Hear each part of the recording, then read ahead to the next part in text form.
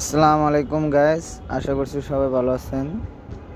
তো দেখেন, রিজিকের মালিককে আল্লাহ তুলে ফেলে দেওয়ার পর ওই যেগুলো পুঁই শাক ওরকম বস্তাতে লাগাইছিলাম, এই যে এরকম।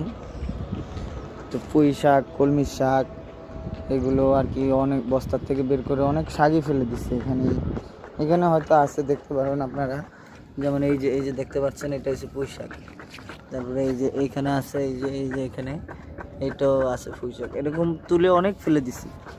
তারপরেও দেখেন আমার রিজিকে শাক আছে। কি সুন্দর শাক হয়ে রয়েছে, কলমির শাক। কি সুন্দর সবুজ শ্যামল শাক।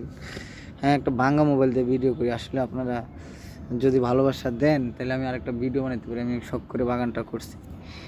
হ্যাঁ, তো এই যে দেখেন কি সুন্দর। আমার ভিডিও যারা দেখেন নিয়মিত, তারা আমার দেখেন। আসলে আমি এই গাছ ভালোবাসি, তো ওই জন্য আর কি ভিডিওগুলো করি আর কি, ছাড়ি। তো এই দেখেন কি সুন্দর শাক, দেখার মতো। তো এখন এই শাকগুলো তুলবো। আসলে এই শাকগুলো খাওয়ার উপযুক্ত হয়ে গেছে, কি সুন্দর। তো এইগুলো এমনভাবে তুলবো যাতে এগুলো আমার ইয়ে করা লাগবে না, কাটা বাছা লাগবে না। কি সুন্দর কলমি শাক হয়ে গেছে। আর কলমি শাকে প্রচুর পরিমাণ ভিটামিন আছে।